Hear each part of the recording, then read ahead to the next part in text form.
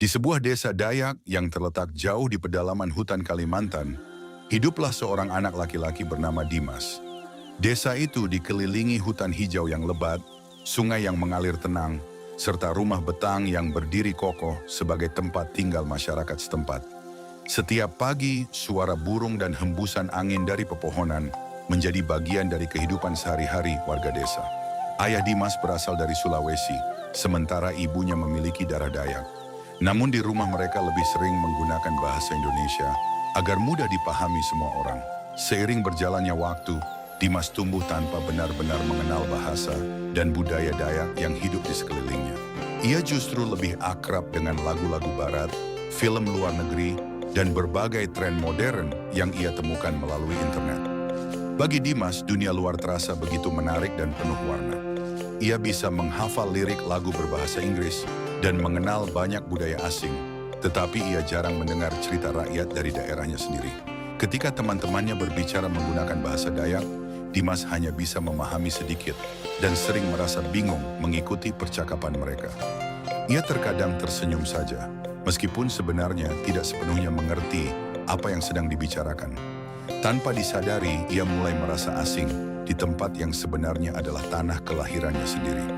Suatu hari, ketika matahari mulai tenggelam di balik pepohonan hutan Kalimantan, Dimas berjalan menyusuri desa sambil memperhatikan kehidupan di sekelilingnya.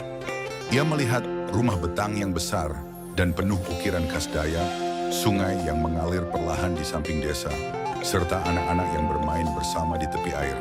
Tidak jauh dari sana, beberapa warga sedang berlatih tarian tradisional dengan gerakan yang anggun dan penuh makna.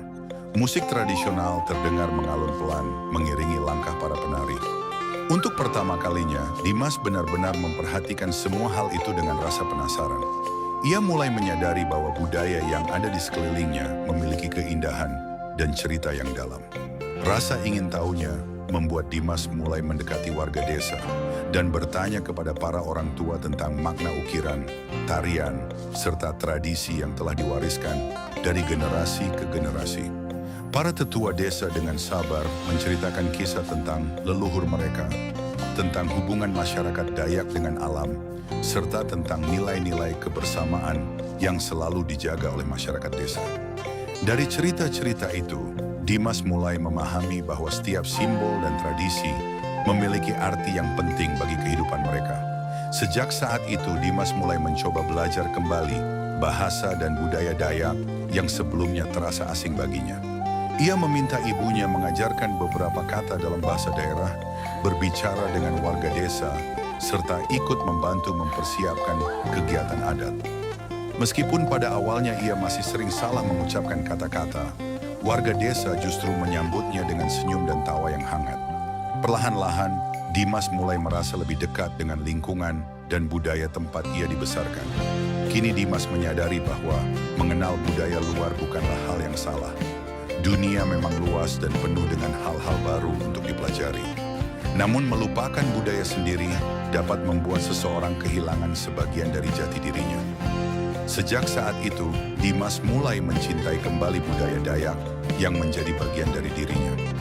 Ia memahami bahwa keberagaman budaya yang dimiliki Indonesia adalah kekayaan yang sangat berharga. Dengan menjaga dan melestarikan budaya daerah, berarti kita juga menjaga identitas nasional bangsa. Dan di tengah hutan Kalimantan yang tenang, Dimas akhirnya menemukan kembali jati dirinya sebagai bagian dari masyarakat Dayak dan sebagai bagian dari Indonesia yang kaya akan keberagaman budaya.